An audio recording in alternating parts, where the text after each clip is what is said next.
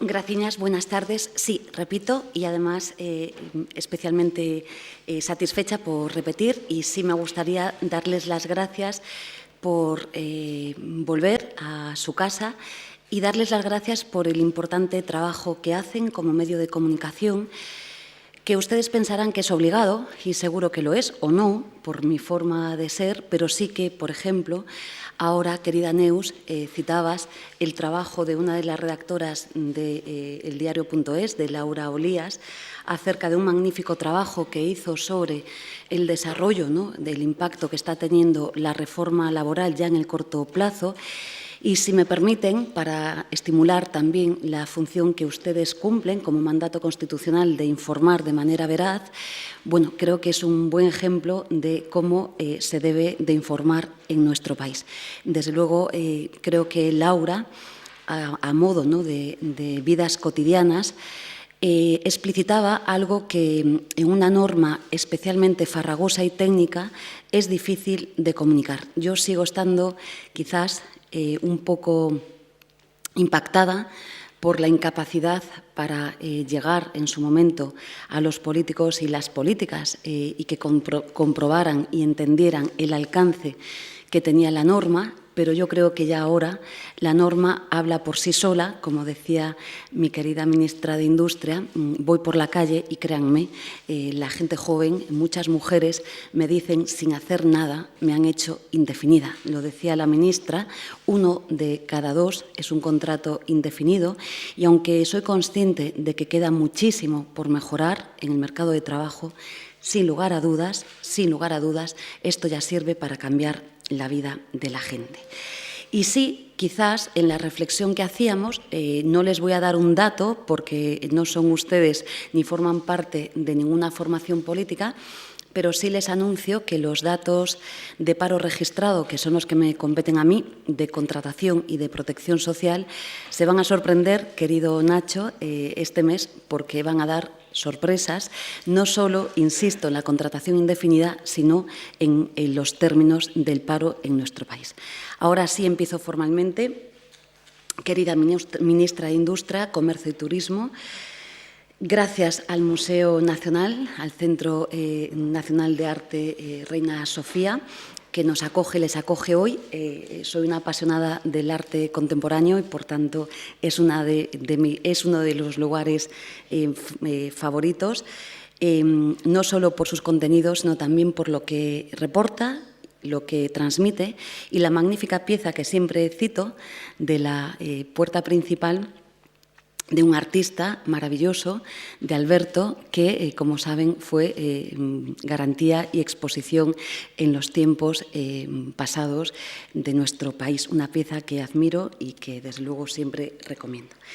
Queridos José San Clemente, querido Ignacio Escolar, Rosalía Lloret y también querida Neus Tomás. Si me permiten, voy a hacer una distinción especial a Arsenio Escolar, porque creo que es uno de esos hombres, hay personas en la vida que lo consiguen, y él lo consigue casi todo, y no es pequeña cosa. Por tanto, también creo que hay que darle las gracias por el impulso, la capacidad organizativa y, desde luego, la colaboración siempre. No todo el mundo tiene estas habilidades, y me parece que Arsenio las tiene y, por tanto, ha de ser también así reconocido. Hay periodos de la historia, como el que atravesamos, decía el poeta argentino Juan Gelman, donde las expectativas de cambio retroceden a zonas pantanosas. Pero la misma historia, recordaba el escritor, demuestra que hay flujos y reflujos y que la expectativa siempre vuelve. Todo esto tiene que ver con la utopía. La utopía jamás cumple, fracasa, pero deja una renovación y la idea imperiosa de retomarla. Esta es la gran concepción o la gran seducción que tiene hacia mi persona esa definición de utopía. Es como una especie de camino al que nunca llegamos. Otra escritora y pensadora, mi admirada María Zambrano, señalaba también en uno de sus textos que la historia de Europa ha estado movida, como saben, por utopías, por grandes imposibles. Quizás hoy nos haría también pensar sobre este extremo en tiempos de cambios y en tiempos que son especialmente complejos. Yo también lo creo así. Hablar de Europa hoy y de la recuperación económica que atañe a nuestros países es hablar inevitablemente de una encrucijada en la que confluyen todas estas expectativas, estas esperanzas, utopías y también las zonas pantanosas. Zonas de sombra que nos retrotraen a un pasado marcado por la guerra. La misma guerra destructiva e injusta, lo vuelvo a decir, que Putin ha llevado ahora a las entrañas de Ucrania. Y aprovecho esta ocasión para volver a condenar esta guerra criminal e injusta. Quiero agradecerle al diario.es la oportunidad que nos brinda de exponer hoy algunos de los proyectos del Gobierno, que no son del Gobierno, son proyectos del país y que, como saben, están vinculados a los fondos de recuperación y al mecanismo de recuperación y de resiliencia. Me voy a centrar en lo que tiene que ver sustancialmente con el Ministerio de Trabajo y Economía Social. Me parece que estos proyectos, todos ellos, y su definición son una piedra angular del futuro que diseñamos colectivamente, que arrancamos en medio de la pandemia y que sobre esos tiempos turbulentos seguimos innovando. Y porque la realidad, por dura e intrincada que sea, no ha desbaratado, creo, que la ambición ni la capacidad profundamente transformadora de nuestros compromisos como país. Nunca es bueno recluir ni invisibilizar las emociones. Las necesitamos y, de hecho, necesitamos conectar con ellas profundamente. Pero también aprovecho para decirles que esas emociones también pueden obstruir la percepción de la realidad y la mediatizan hasta a veces desfigurarla. A veces es conveniente dejar las emociones a un lado, orillarlas y enfrentar la realidad de las cosas, mirar de frente. Siempre digo que prefiero el pájaro humano de la realidad, sinceramente, y no tanto los metalenguajes, ni las ironías, ni los juicios sumarísimos, se procedan donde se procedan, basados casi siempre en percepciones o incluso en intereses personales. Por eso me habrán visto en tantas ocasiones acudir y refugiarme en los datos. Creo que son quienes explicitan las cuestiones que hacemos bien como país y las cuestiones en las que hemos de mejorar. Creo que los datos, como las leyes que hemos aprobado, como los 14 grandes acuerdos suscritos en el diálogo social o como las cifras de empleo, hablan con claridad de nosotras mismas, de nuestros logros como país. Y esos logros no son de nadie, son del país. Me parece que hoy nuestro país es más consciente que nunca de ello. Y yo lo vuelvo a hacer, aunque sea cansina, lo he hecho esta mañana. Quiero agradecer expresamente a los agentes sociales el compromiso que han tenido con su país y el entendimiento del momento social y económico que vivíamos. He de decirles que estamos trabajando en la mesa de diálogo social en dos normas muy importantes, la remodelación, la primera legislación acerca del mal llamado trabajo becario y también, como saben, la reforma de la Ley 35/2015, conocida como la Ley de Formación, que en su momento suscitó tanta polémica y que, además, impidió, de algún modo, el desarrollo correcto de la formación en nuestro país. Normalmente soy prudente, pero soy optimista en el avance de la mesa de diálogo social en esta materia. Y soy optimista porque creo que los agentes sociales están trabajando muy bien y soy optimista porque es uno de los hitos que conllevamos en el componente 23 y, sobre todo, porque las grandes transformaciones de los proyectos que han estado trabajando durante su jornada necesitan ineludiblemente de la recualificación de las personas que van a afrontar esos importantes cambios tecnológicos, digitales y, por supuesto, vinculados a la sostenibilidad ambiental. Todas y todos hemos hecho de la mano el largo camino hacia la reforma laboral y yo, aunque haya entidades, organizaciones que no lo comprendan, aún así les doy las gracias. Si Europa se hizo peregrinando a Santiago de Compostela, como afirmó Goethe, las relaciones laborales del futuro se han transformado y modernizado en la marcha hacia ese gran acuerdo con los agentes sociales. Yo sé que algunos de ustedes lo saben, Fueron 9 meses, pero fueron horas y horas y horas, centenares de horas y horas y horas de diálogo, de llamadas telefónicas, de horas de televisión, tertulias, páginas y páginas y páginas en la prensa escrita y digital, opiniones, academia, balances, críticas. Todo esto ha sido la reforma laboral, pero, como he dicho, los datos ya hablan por sí solos. Todas las emociones y las vivencias que aquel proceso suscitó han quedado en un rincón de nuestra memoria colectiva. Quizás también tengan su espacio para siempre en nuestro ánimo personal, en nuestra quizás crónica íntima, pero poco o nada representan ante la evidencia de los datos que hoy ya conocemos. Hoy, una senadora de un grupo de la oposición, creo que con una enorme dignidad, a pesar de haber votado en contra de la reforma, supo reconocer que cuando los datos hablan es que la norma quizás estaba bien pensada. Cito a esta senadora porque me parece que esto es la política. Esto es la política y para esto debe de servir, comprendiendo que haya formaciones políticas, por las razones que fueran, que quisieron votar en contra de la misma. Como saben, esta norma entró en vigor el 31 de diciembre y me parece que es la columna vertebral de los compromisos que como país hemos comprometido en Europa. Saben que son 11 hitos y objetivos en lo que le hemos denominado el componente 23 que he explicado aquí y, si me permiten, hemos cumplido ya desde el Ministerio de Trabajo todos esos hitos, las reformas estructurales más destacadas, sustancialmente la reforma laboral, y nos quedan 3 hitos pendientes. Como saben, la reordenación y simplificación de las bonificaciones en la contratación laboral. Hay absoluta coincidencia en la doctrina, en el Banco de España, en los operadores económicos, que las bonificaciones, tal y como se han planteado como política de empleo en nuestro país a lo largo de toda la democracia, son un auténtico peso muerto en la economía. Hemos de hacerlo. Y otro gran hito, si me permiten, que va de la mano de la reordenación y simplificación de el desempleo y su aspecto asistencial. Esto es muy importante para nuestro país. Ya en plena pandemia hemos creado nuevas prestaciones, nuevos subsidios.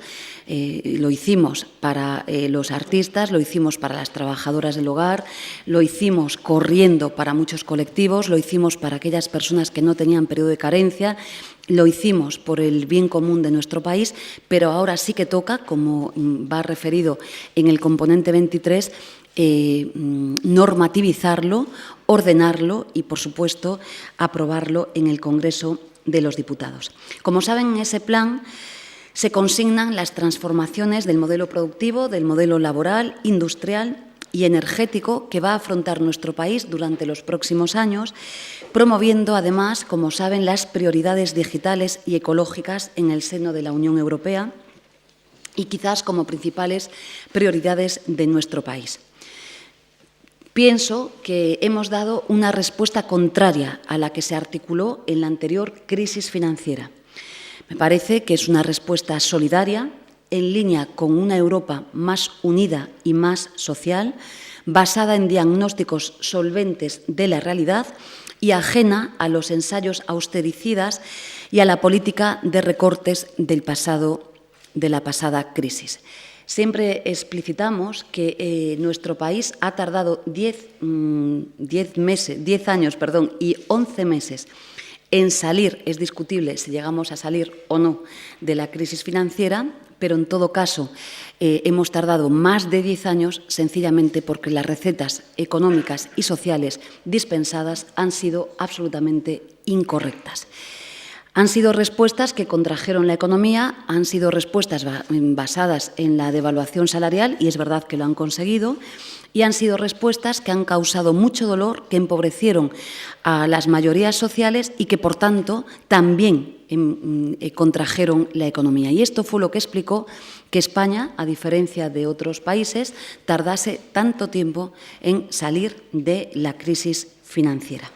Afortunadamente, la Unión aprendió de los errores y dio esperanza, en un tiempo convulso, y sigo reivindicando aquí, aunque no es objeto del debate, pero sí siguiendo con mucha atención las conclusiones del futuro de Europa, que o Europa será social avanzando hacia los mecanismos que, por ejemplo, nuestro país, de la mano de, por ejemplo, Bélgica, señalamos los mecanismos de alerta social europeos, creo que son de máximo interés, o tendremos un problema de desafección ciudadana en el seno de Europa.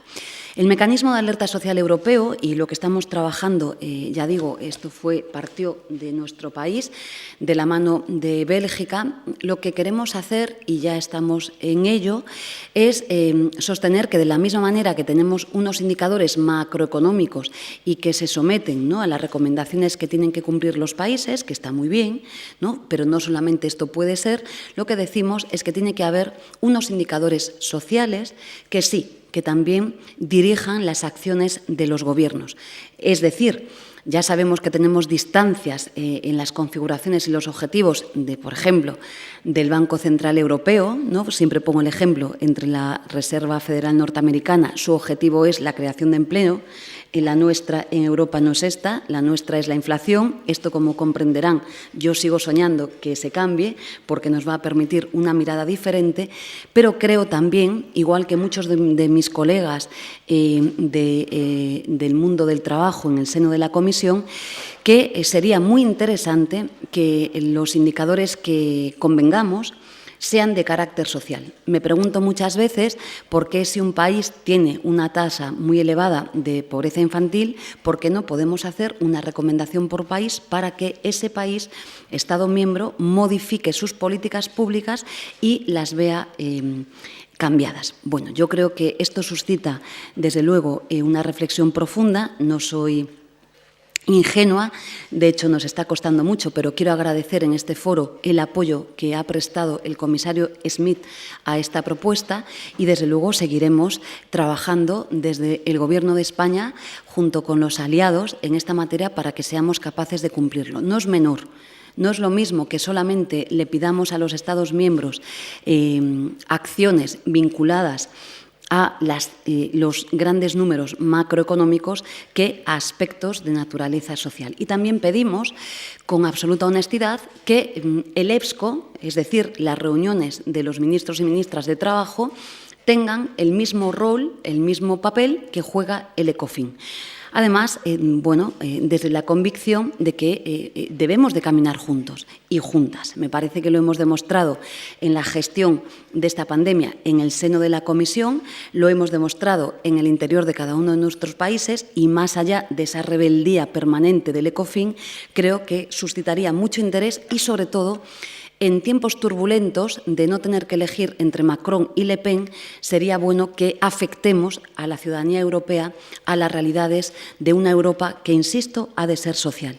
Nada me satisfizo más que la intervención del presidente del Gobierno el 8 de mayo del pasado año en Porto en la defensa de la Europa social y de lo que hoy estamos aquí planteando. Por tanto, son elementos de máximo interés y creo que la respuesta que hemos dado sin duda ha sido diferente. Como ya saben, la reforma laboral está basada en el cambio del paradigma y en la, en la impugnación de la precariedad y la temporalidad en nuestro país, que no es una maldición divina, sino que es fruto de 52 reformas laborales que, con todo el cariño para los colegas que me han antecedido, siempre han dado las mismas respuestas. Desde el año 84, podría estar aquí hablando hasta mañana porque me apasiona, hasta el Real Decreto 3/2012, todas las recetas han sido las mismas. Les voy a poner ejemplos. Por ejemplo, con la disculpa de que teníamos una elevada tasa de paro juvenil, ¿cuáles fueron las primeras respuestas? Los más mayores que estén aquí se acordarán. Bueno, pues total, vamos a hacer un contrato low cost, ¿no?, para los jóvenes, que abaratando, ¿no?, el precio del trabajo, pues seguramente así van a poder acceder al mercado de trabajo. Puedo estar en las 52 reformas, hecha alguna salvedad, las recetas fueron las mismas y nunca funcionaron. Siempre me pregunté por qué razón, a pesar de no funcionar, El legislador español nunca cambiaba la receta. En todo caso, da igual, la hemos cambiado ahora y además lo hemos conseguido por primera vez en la historia. En las 4 grandes reformas laborales que hubo en el país, pues es la única que se concita con acuerdo de los agentes sociales y creo que esto ha sido muy positivo.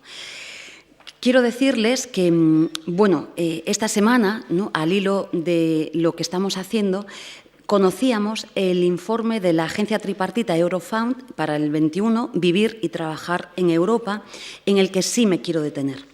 El estudio detalla los efectos en el empleo de la crisis socioeconómica en el segundo año de la COVID-19. Uno de los epígrafes de ese informe, de este análisis, se pregunta: ¿ha funcionado la intervención? Un ilustrativo gráfico nos muestra las previsiones para el desempleo en el contexto de la Unión Europea y nos revela que la tasa de paro en España habría alcanzado casi el 30%, estamos en el 13,4%, el triple de la media europea, de no haberse dado la respuesta que hemos dado como país, singularmente a través de la fórmula de los ERTE.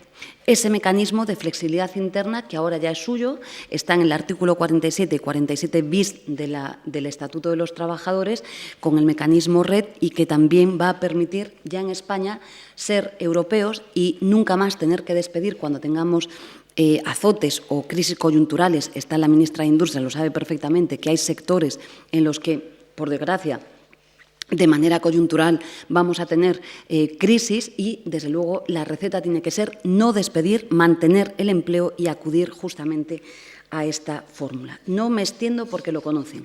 Esta herramienta salvó a más de 3.600.000 personas trabajadoras, más de 550.000 empresas, y es la fórmula, como dice este informe, como dice el Fondo Monetario Internacional, como ya reconoce, yo creo que en todo el mundo, ha servido, desde luego, para cambiar las cosas en nuestro país y que por primera vez la crisis no se resolviese por la parte del ajuste del empleo, o que por primera vez, habiendo caído el PIB cerca de 11 puntos, la tasa de empleo solo haya caído 1,5 puntos.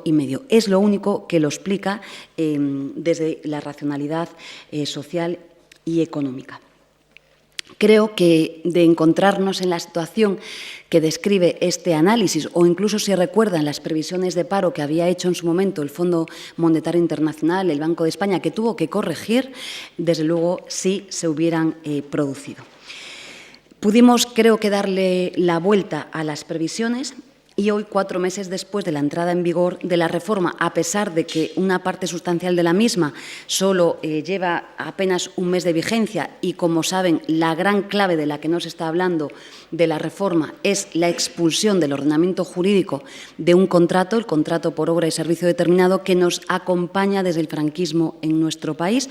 No me voy a extender, como saben, la vacatio legis estuvo en el 31 de marzo y ahora este contrato desaparece de manera definitiva el 30 de junio, por tanto también veremos nuevos cambios en esta realidad.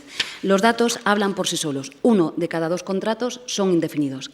Casi 700.000 contratos indefinidos en nuestro país, la mayoría de ellos a tiempo completo, y después de tantas discusiones que hemos tenido acerca de este mantra que también se repitió largo y tendido, que era que nosotros teníamos que tener unas cifras de temporalidad mayor que la Unión Europea porque tenemos actividades productivas estacionales. Yo a veces me preguntaba, ¿por qué? Porque Italia no tiene turismo, Francia no tiene agricultura, ¿qué es esto? Bueno, pues los datos hablan por sí solos y fíjense, la construcción, que es una actividad por excelencia estacional, es esta. Los datos del mes de abril, los contratos que se han formalizado con carácter indefinido son del 74%, no 1 de cada 2, sino el 74%.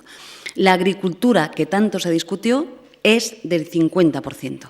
Y así podría extenderme en muchas de las actividades productivas. Por tanto, a veces es lógico, igual que los designios sobre el salario mínimo, a veces se repiten cuestiones desde la ortodoxia económica que después terminan no siendo realmente ciertas. En definitiva, creo que hemos demostrado que sí, es posible sostener actividades estacionales con contratos estables. Le podría dar los datos, está la ministra de Turismo, por ejemplo, de Baleares, con el fijo discontinuo, por encima, es que son brutales, casi el 90% de los contratos son indefinidos. Ya lo habíamos planteado con carácter anticipado en esa comunidad autónoma antes de la reforma y vuelvo a aprovechar aquí, porque como hay tantos errores en la comunicación, el contrato fijo discontinuo es un contrato estable. Yo he mantenido el título en el artículo 16 de la reforma porque nos viene acompañando a pesar de que no se usaba en el derecho laboral. Pero es verdad que estuve tentada a cambiarle el nombre porque parece que, como dice, fijo discontinuo da lugar a errores. Los fijos discontinuos son contratos estables, devengan todos los derechos de un contrato estable ordinario. Cuando digo todos, es que también le hemos incorporado ahora la antigüedad incluso en periodo de inactividad y, por supuesto, también después de las discusiones que hubo con las casetas de la Feria de Abril y otras cuestiones, también permite el acceso al subsidio para mayores de 52 años. Me veo en la obligación de señalar esto porque, como a veces se cometen errores comunicativos, pues creo que es importante que lo destaquemos. También la contratación indefinida en menores de 25 años ha aumentado en un 564%. Los datos en las mujeres son brutales. Lo que hace la reforma sustancialmente es elevar los salarios, elevar la indemnización por despido, porque estas personas que antes eran contratos inferiores a 7 días o de un rango temporal muy menor, no tenían derecho a indemnización. Todas estas personas, 1 de cada 2, ahora tienen derecho a indemnización por despido, pero es que además, con la aplicación que hemos hecho del reequilibrio de la negociación colectiva con la aplicación del convenio del sector, obviamente vamos en la línea de subir los salarios y en dirección adversa a el Real Decreto 3/2012, bien conocido como reforma laboral del Partido Popular. Pero también, y no me detengo, pero lo quiero hacer, lo hice ayer en el Congreso y hoy en el Senado, y como son datos buenos, son de ustedes, no son del Gobierno de España, es de ustedes, sí, por fin nuestro país supera los 20 millones de ocupados en España. Ya está, lo vuelvo a decir, el expresidente Rajoy soñaba con esto y lo hemos conseguido. En definitiva, que está funcionando la reforma laboral. Como saben, no me extiendo, en esos hitos iba la ley Riders y va la ley de empleo. No me detengo. Esta es la norma que va a cambiar el Servicio Público de Empleo, la va a configurar en una agencia pública moderna, ágil, flexible, y este es el gran reto que tenemos. Y finalmente, como saben, ya anunció el presidente del Gobierno el PERTE de Economía Social y de los Cuidados, que lo presentaremos en próximas semanas. Aprovecho esta comparecencia para sugerirles que trabajen en él. La economía social, no me extiendo, es el 10% del PIB, el turismo el 12%, la economía social es el 10%, son más de 42.000 empresas en nuestro país, más de 2.200.000 trabajadores y trabajadoras de la mano de la economía social. Va a ser la capitalidad de la economía social en nuestro país, en Santiago de Compostela, está siendo durante este año, y yo sí les pediría que, como el PERTE lo vamos a centrar en la economía social vinculada a los cuidados, desde luego todas las empresas vinculadas a estos sectores, desde luego que lo aprovechen. En definitiva, termino ya. Creo que con datos y con realidades he intentado exponer, ¿no?, las grandes nomenclaturas en que a veces se nos ocultan. Los proyectos del Gobierno, que vuelvo a decir, no son del Gobierno, son proyectos colectivos. Cuando están trazados y elaborados en el diálogo social, no son de nadie, son de nuestro país. Y no me voy a cansar de hacer pedagogía en esta cuestión. Creo que facilitan la convergencia, la deseada convergencia de nuestro país con la Unión Europea, con la Europa del mañana, que tenemos que dibujarla, que también está zozobrando y tiene riesgos, y desde luego desde aquí aprovecho para esa reflexión y esta responsabilidad colectiva. Abogo por una Europa diversa y solidaria, la Europa de la cultura, como he dicho, la Europa del pilar de los derechos sociales, la Europa que le da la espalda al miedo que le da la espalda al odio, al autoritarismo y, sin lugar a dudas, la Europa de la desigualdad. Sigo trabajando con mis colegas italianos, Ana, la portuguesa, y otros colegas, para que podamos tener, por ejemplo, ¿por qué no?, una prestación de desempleo europea. ¿Por qué no? ¿Por qué no puede ser? Cuando creo que es de máximo interés. En definitiva, aprovechemos los fondos europeos, aprovechemos los proyectos de transformación de nuestro país y, sobre todo, con una mirada para una Europa que no se concibe ya a sí misma sin el feminismo, sin el ecologismo y sin ese ingrediente transformador que para mí sigue siendo la esperanza y que debe atravesar todas y cada una de nuestras políticas. Muchas gracias por la oportunidad que me han dado y, desde luego, como siempre, les deseo la mejor de las suertes.